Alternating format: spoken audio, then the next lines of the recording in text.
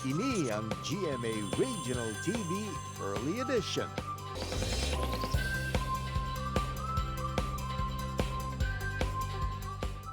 Ginadumdum ang kadalagan sa mga Negrense sa pagpakigbato sa mga Espanyol pinaagi sa 5 de Nobyembre. Ang tion kun sa diin base sa pagpanalawsaw ni Clemente del Castillo na isahan sa matumandok ang mga dumuluong pinaagi sa pagparada sang mga peke nga kanyon sa idalom sang baganihan nga si Juan Araneta. Ang mga tumandok ang nangin madinalagon matapos nag-atras ang mga kaaway. Sa Bago City ang ini nga kadalagaan ang ginasaulog pinaagi sa Sigabong sang mga kanyon festival. Sa sininga kahiwatan, ginaparadang mga kahoy nga kanyon bilang pagdumdum sa ginhimo sa mga katigulangan. Kapin isa ka siglo nang nakaligad, ano ba lang ang leksyon ang nadala sininga hitabo sa mga Negrense? This morning mga kapuso bangod sentro sang aton diskusyon sa aton nga programa nga Independence Day. Subong adlaw aton mantutukan ang ginatawag nga Al 5 de Nobyembre. Mga kapuso, ang November 5 ang ginakabig sa madamo nga mga eskolar kag mga local historian sa Negros Occidental nga tion kung sang saan-o nang ihilway sang matudtuod ang makaangay mo, kaangay ko, ng mga Negrosanos. We will be joined by the Cultural Officer of Bago City, Negros Occidental, Sir Clemente del Castillo. Hi Sir Clems, good morning and welcome to the show. Maayong aga. Good morning, Adrian. Glad to be here. Sir Clems, June 12, Independence Day, ginasaulog sang bugos nga pungsod Pilipinas. Kita sa Negros, Ilbina, sa Bago, kag sila'y City 5 de Nobyembre, ang ginakabig nato ng inpalagyan agod mahilway kita kag makaagom sang matudtuod nga kahilwayan. Nga aman. Well before November 5, the revolutionaries of Negros Occidental, especially sa mga taga-Silay, nga sila nag-meeting and everything. The northern forces will be headed by Aniceto Lacson of Talisay. And the southern forces will be headed by Juan Araneta. So on November 3, they were called to already revolt.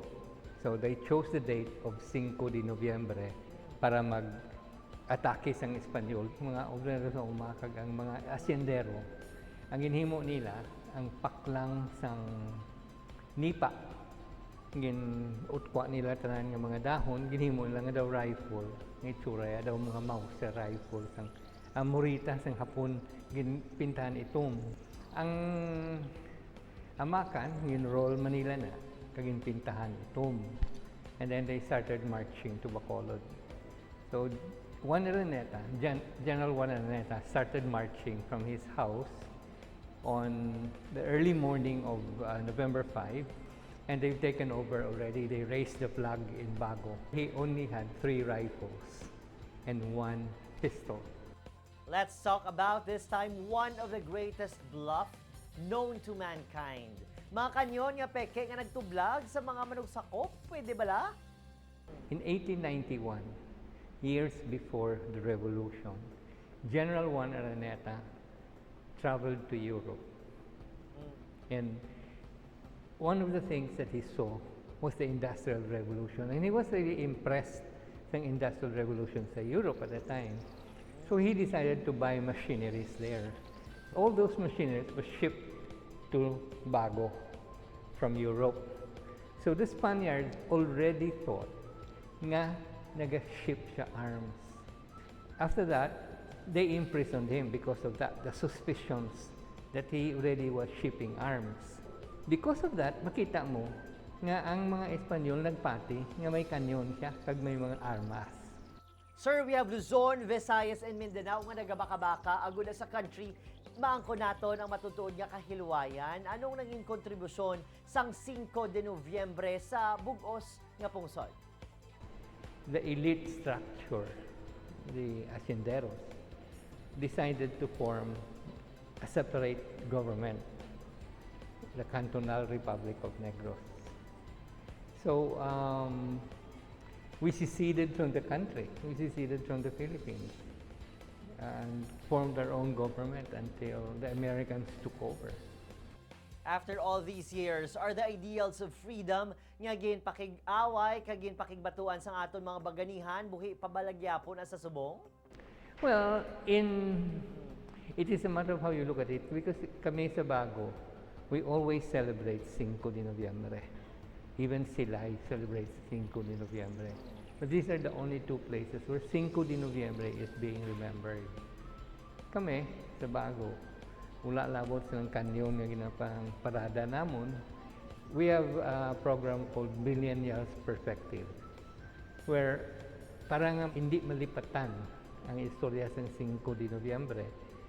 And then we have a poetry reading where they write poetry. And then we have a film festival on 5 de Noviembre and themes relevant to 5 de Noviembre. So we make sure that it's perpetuated to the younger generations. Muna yung nahimo namon every year. Because of the pandemic, everything was virtual.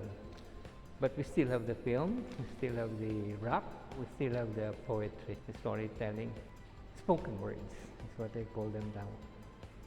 Our ancestors in Negros Occidental and in the Philippines have fought a good fight against the colonizers. Now, Sir Clem, the question is, 2021, what is the great war that we are up against? Okay, we have earned our independence from Spain. We have earned our independence from America. We went through World War II.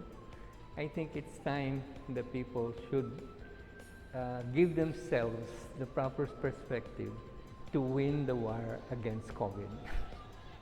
Because this is actually an invisible enemy. And it's still here. We have to be one with our government to fight this battle against COVID because this is war. Let's gain our independence from it. Thank you for being part of the program, Sir Clemente del Castillo, Cultural Officer sa Bago City, Negros Occidental. Mabuhay ang Pilipinas, mabuhay ka, Sir Clem. Good morning again, Adrian, and good morning to all those who are watching. Mga puso, panawagan sa aton ni Sir Clem, kag makaangay sining ang mga bagunhon, kag mga local historians. Kabay pa, tutukan sa mga kabataan, sa mga millennials, sa mga Gen Z, ang aton mga inagyan bilang isa kapungsod. Kung ano nga mga nagkailain nga problema nga aton ginaatubang subong, ang sabat mga kapuso kag ang solusyon, ara lang sa likod naton.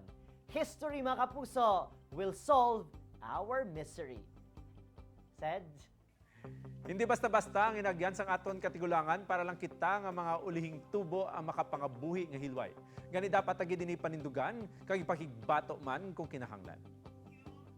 Kag mga kapuso, madamo sa pamaagi para magpanindugan nga hindi ta kinahanglan magkadto sa gyera.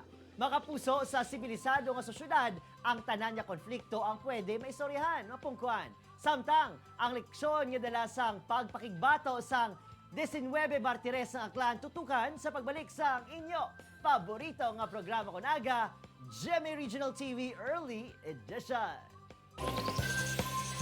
Ini ang GMA Regional TV Early Edition.